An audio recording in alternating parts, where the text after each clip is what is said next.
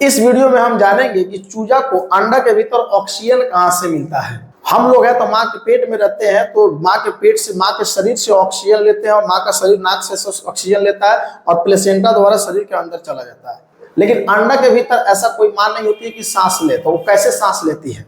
जब बच्चा माँ के गर्भ में होता है तो उसको पोषण उसके माँ के शरीर से मिलता है। जब माँ खाना खाती है या ऑक्सीजन अपने सांस द्वारा लेती है तो वो ऑक्सीजन और पोषण खून द्वारा वो गर्भाशय में चल जाता है और गर्भाशय में ये प्लेसेंटा चिपका होता है। ये प्लेसेंटा आपको जो दिख रहा है ना, ये प्लेसेंटा चिपका होता है, जिसको हम लोग गाँव में पुरैन बोलते हैं। ये प्लेसेंटा चिपका होता है, ये प्लेसेंटा है और गर्भाशय से ये प्लेसेंटा पोषक तत्वों को अवशोषित करता है, ऑक्सीजन को अवशोषित कर करके, और इस प्लेसेंटा से इस नाभि द्वारा शिशु के जो भ्रूण है पेट में उसको इसमें चला जाता है। जब माँ के पेट में बच्चा रहता है गर्भाशय में तो उसे भ्रूण कहा जाता है, और जब बच्चा पैदा हो जाता है उसको शिशु कहा जाता है। ठीक है, तो इसमें चला जाता है। इस तरह से उसको पोषण मिलता है, ऑक्सीजन मिलता है।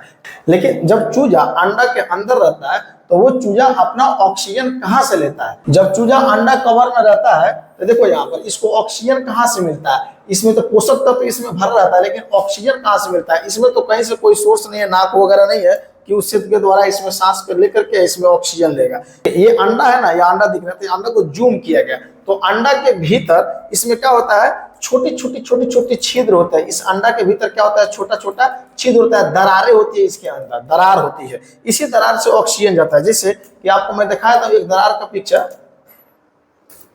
जैसे देखिए ये माइक्रोस्कोप से एक अंडा कवर का यहाँ पर पिक्चर दिख रहा है आपको।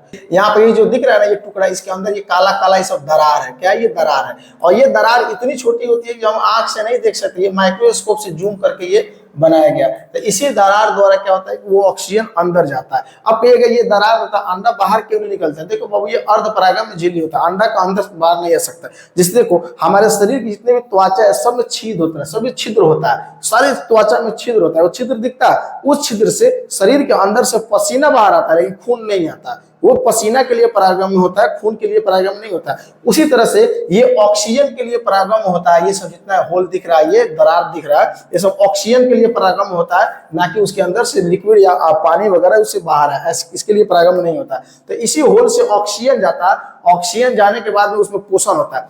जब चूजा को ऑक्सीजन भरपूर मिलने लगता है तो चूजा बड़ा हो जाता है, तो क्या करता है? अपना चोंच मार करके इसको तोड़ करके, उसके अंदर ताकत आ जाती है, तोड़ करके इसको फोड़ के बाहर निकल जाता है। बाहर निकलने के बाद फिर अपना नाक से सांस लेने लगता है, जो अपना फेफड़ा से श्वसन तंत्र है उससे लेने लगता है।